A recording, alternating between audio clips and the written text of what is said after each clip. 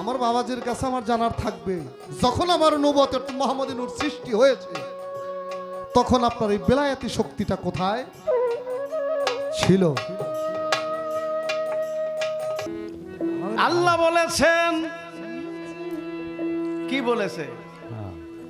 আওয়ালুমা খালাকাল্লাহু নূরি, এটা বলে full stop দেয় নাই।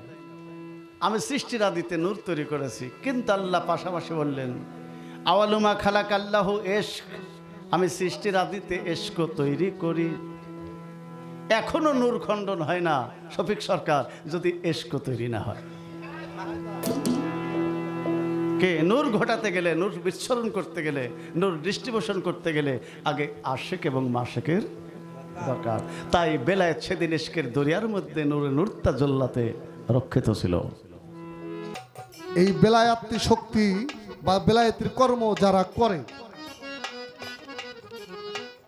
কেউ দেখি বাবাজি সুন্দর পোশাক পরিহিত অবস্থায় সুগন্ধি যুক্ত গান অঙ্গে মেখে তারা এ দিন দুনিয়ার মাঝে তারা দীনবন্ধুর দিনকে তারা প্রচার করতেছে।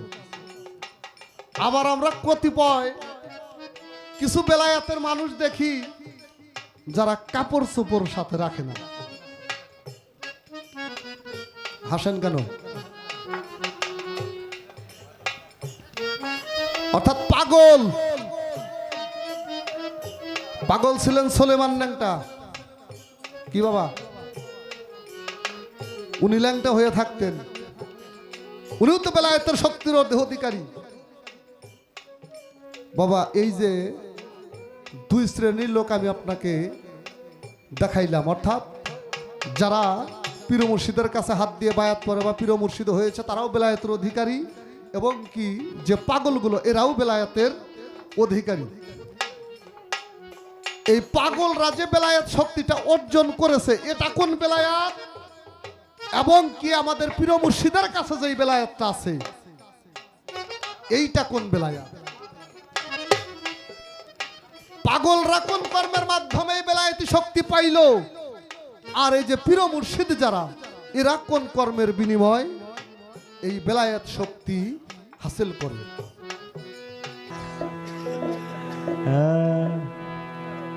শুধু অলি দুই প্রকার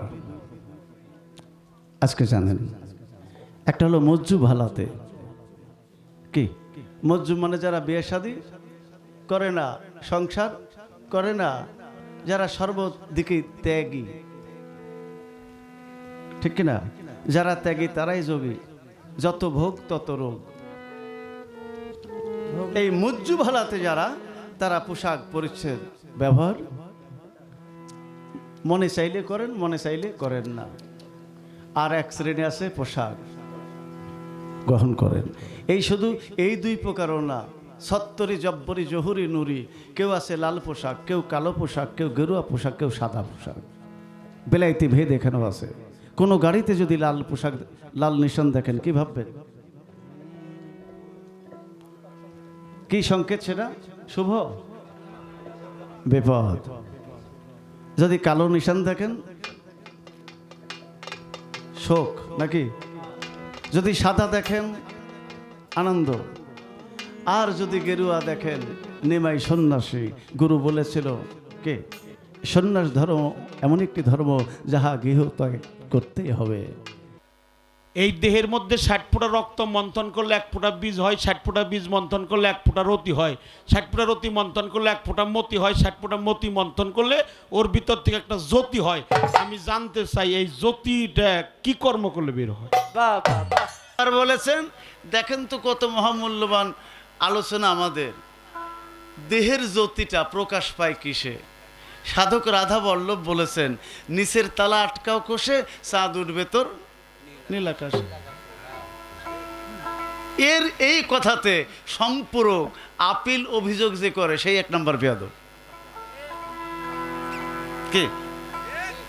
এখন আসেন, 9টা দরজা আছে দেহের মধ্যে নাকি? তার মধ্যে নফসাম্মারা দরজা দিয়ে দেহের মহাশক্তি বের হয়। এই শক্তি কি, এই দরজাটা যদি লালন সাইজি বলেছে আগে কপাট মারো কামের ঘরে, দেখে সমন যাবে দূরে। হাওয়া ধরো, অগ্নি স্থির করো, মরিলেই বাঁচিতে পারো, মরার আগে একবার মরো, দেখে সমান যাবে দূরে। তাহলে রতির গতিকে নিয়ন্ত্রণ করলে জ্যোতি বর্ধিত হবে। জ্যোতি প্রকাশ পাবে কোথায়? দুই ভুরুর মাঝে দ্বিদল পদ্মে। তাই প্রেমের মানুষ কাঞ্চন বরণ ও তার নূরের জ্যোতি গায়, তারে দেখলেই চেনা যায়। এই দেহের মধ্যে 3টি বীর্যথলি আছে। কয়টা? আমি জানতে চাই 3টা থেকে কি বীর্যই বাইরাই না কোন থলির থেকে কি বাইরাই? এই 3টা থলির নাম কি? 3টা থলি কোন কোন জায়গায়, কোন থলির থেকে কি বের হয়ে আসে? এবার 3টা মুকাম, 18টা মুকামের মধ্যে ষট চক্র পঞ্চবান, চক্র মানে চাকা। এই দেহের আকফা মকম থেকে কোনো নারী পুরুষ যখন মিলনে যায়, বাজান না, তখন এই যে ছোট শিশুকালে এই ব্যাং লাপানোর একটি জায়গা, যেখানে যে এখন আর নেই নরমটা, আরবিতে বলা হয় আকফা মুকাম। আর সনাতন ধর্ম বলেছে কি গোলকধাম মস্তকে। মিলনে গেলে এই আকফা মুকাম থেকে রসের উৎপত্তি হয়, নির্গতি, নীর যেটাকে বলা হয়, ঘাউনমন। তাই বলা হয়েছে অনাহতে চক্রে রস উৎপত্তি। আর 2 নম্বর হলো স্বাধীন চক্রে, সেটা হলো রতির গতি। আর বিশুদ্ধ চক্রে হয় মতির স্থিতি। আপনার কাছে জানতে চাই অজপর নামের সন্ধান রাখতে। বাবা অজপা নাম। আমার নামটা কি বলেন তো আপনারা? ফারুক। আমার চেহারার দিকে তাকালে ফারুক বলা লাগবে? কথা বলেন। তাহলে ফারুকটা জপা, আর বর্জকটা হলো, স্মরণটা হলো অজপা। আমার মুখের দিকে তাকালেই ফয়াকার রয় হুস্যুক বলারও দরকার নাই, বানান করার দরকার নাই। যারা দেখলেন আমাকে তাকালেই কি নাম শূন্য ফারুক বুঝতে পারবেন। চাইলে হবে না, আগে দাও, যে দিতে জানে সে পেতে পারে। তাই লোকনাথ ব্রহ্মচারী বলেছে, পেতে যদি চাও দিতে থাকো যে অবস্থায় যেমন পারো। তুমি দাও না তাই পাও না।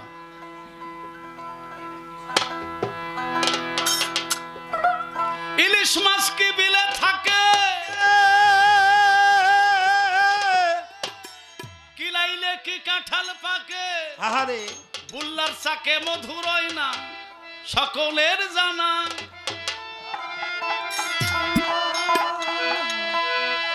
পারবেন? পৃথিবীর কেউ দিতে পারবেন বিলের মধ্যে যদি ইলিশ পেতে চায়?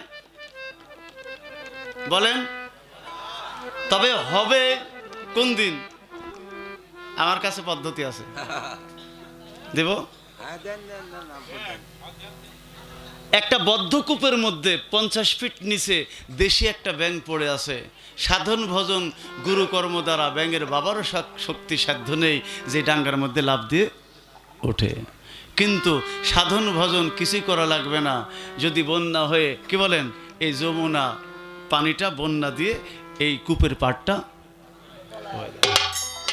বিলের মধ্যে ইলিশ পাওয়া যায়, যদি যমুনা বিলকে ঢেকে দেয় পানি দ্বারা। যমুনাকে, নদীর পানি শুকিয়ে যেতে পারে, কিন্তু সাগর মহাসাগরের পানি শুকায় না। তাই তুমিও আরে চাচা ধরে রাখতে পারো যদি মহাপানির সঙ্গে তোমার যোগাযোগ রক্ষা করতে। যদি চিনি ভর্তি নৌকা যদি পানিতে ডুবে যায়, কোনো দাম আছে আর? সুজনে দুইজনে হলে সুজন, পীড়িত করে মিলবে ওজন নাকি?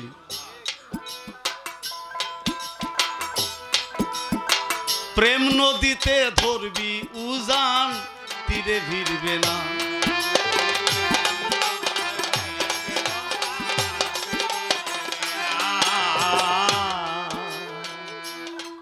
তারে বেঁধে রেখো কল কৌশলে,